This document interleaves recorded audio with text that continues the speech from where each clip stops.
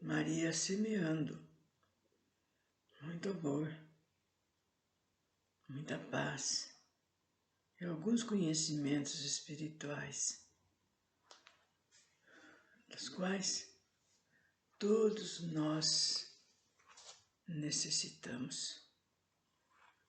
Estávamos estudando, falando, lendo a respeito, como sempre, já há algum tempo, sobre a mediunidade,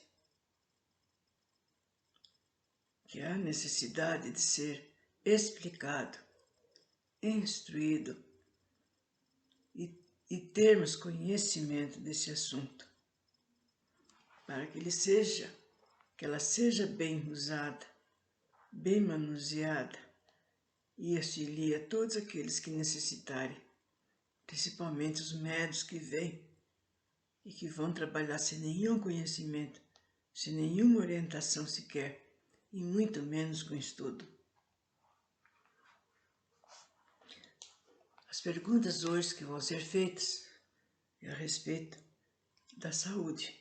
São perguntas sobre a saúde. Então, os que nós temos estudado ultimamente são perguntas feitas por determinado espírito ou por determinada pessoa presente que faz aos espíritos mais adiantados, inteligentes, sábios, e eles nos respondem com toda a boa vontade do mundo, né? E, por exemplo, o Santo Agostinho, São Luís, o Erasto, o Timóteo, nossa, tem uma infinidade deles que responderam naquela época em que Allan Kardec estava formando seus livros. E agora, tornando-se presente desde aquela época, com um único intuito, que é de nos ensinar, nos mostrar, nos encaminhar nessa senda da mediunidade. Os espíritos podem dar conselhos para a saúde? A saúde é uma condição necessária para o trabalho que se deve realizar na Terra. Por isso dela se ocupa com boa vontade, mas como há entre eles ignorantes, sábios, não convém mais por isso do que por outra coisa dirigir-se ao primeiro que chega. Em se dirigindo ao espírito de uma celebridade médica, é mais certo obter um bom conselho? As celebridades terrestres não são infalíveis e têm frequentemente ideias sistemáticas que não são sempre justas e das quais a morte não as livra imediatamente. A ciência terrestre tem bem pouca de coisa em comparação com a ciência celeste, e só os espíritos superiores têm esta última ciência, sem terem nomes conhecidos para vós. Podem saber muito mais do que os vossos sábios sobre todas as coisas. Só a ciência não faz os espíritos superiores, e ficaríeis muito admirados da posição que certos sábios ocupam entre nós. O espírito de um sábio pode, pois, não saber mais do que quando estava na terra, se não progrediu como espírito. O sábio, tornado espírito, reconhece seus erros científicos.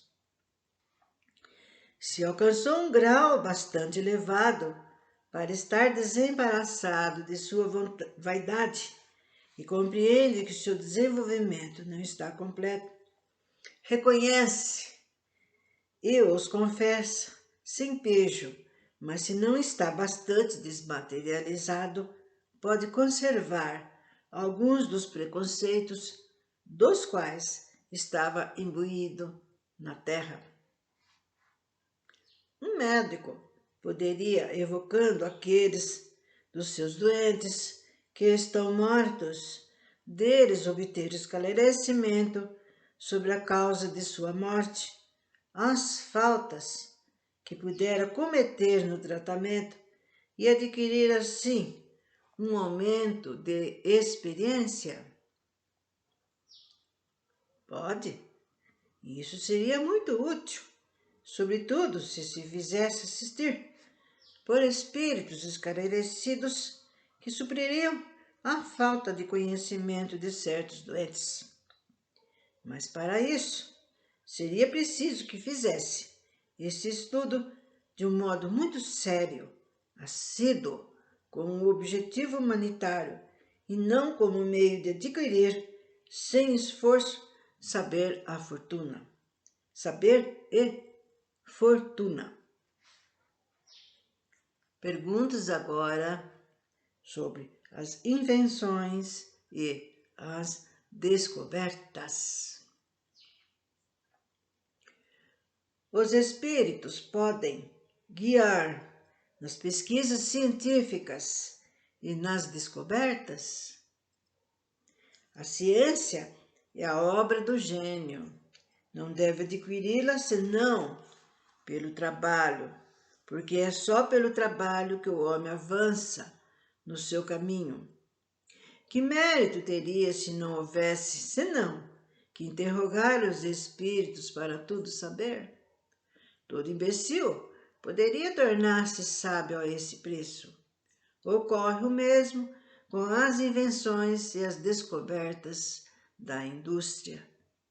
Depois, há uma outra consideração, a de que cada coisa deve vir a seu tempo e quando as ideias estejam maduras para recebê-las, se o homem tivesse esse poder, transformaria a ordem das coisas, fazendo crescer os frutos antes da época. Deus disse ao homem: tirarás teu sustento da terra com o suor do teu rosto. Admirável figura que pinta a condição na qual está neste mundo. Ele deve progredir em tudo pelo esforço do trabalho. Se as coisas fossem dadas todas prontas, de que lhe serviria a sua inteligência? Seria como escolar, do qual um outro faria o dever. O sábio e o inventor jamais são assistidos pelos espíritos em suas pesquisas? Oh, isso é bem diferente. Quando há chegado o tempo de uma descoberta, os espíritos encarregados de dirigir-lhe a marcha procuram o homem capaz de conduzi-las a bom termo e lhe inspiram as ideias necessárias de maneira a deixar-lhe todo o mérito, porque essas ideias é preciso que as elabore e as execute. Ocorre o mesmo com todos os grandes trabalhos da inteligência humana. Os espíritos deixam cada homem em sua esfera, daquele que não está apropriado, senão para cavar a terra, não farão o depositário dos segredos de Deus, mas saberão tirar da obscuridade o homem capaz de secundar seus desígnios.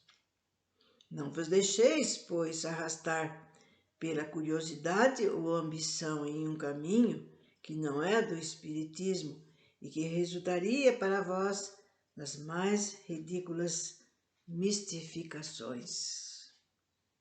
Nota: conhecimento mais esclarecido do espiritismo acalmou a febre das descobertas que no princípio muitos pretendiam fazer por esse meio.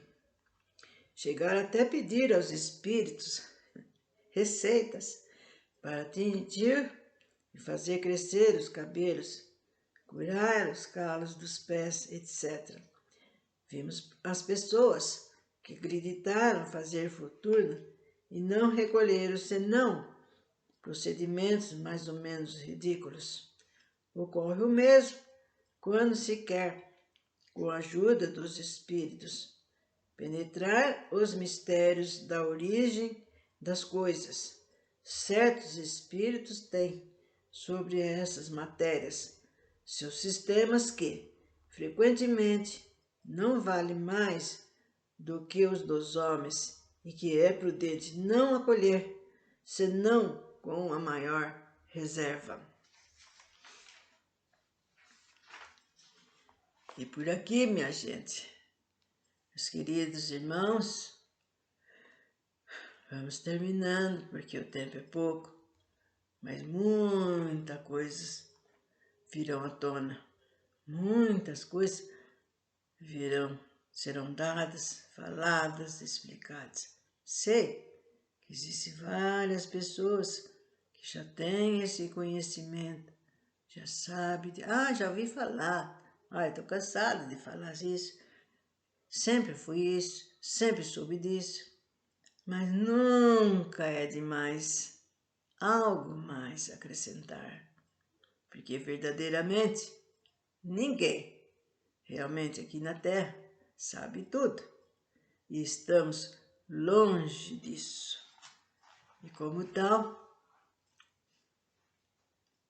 vou indo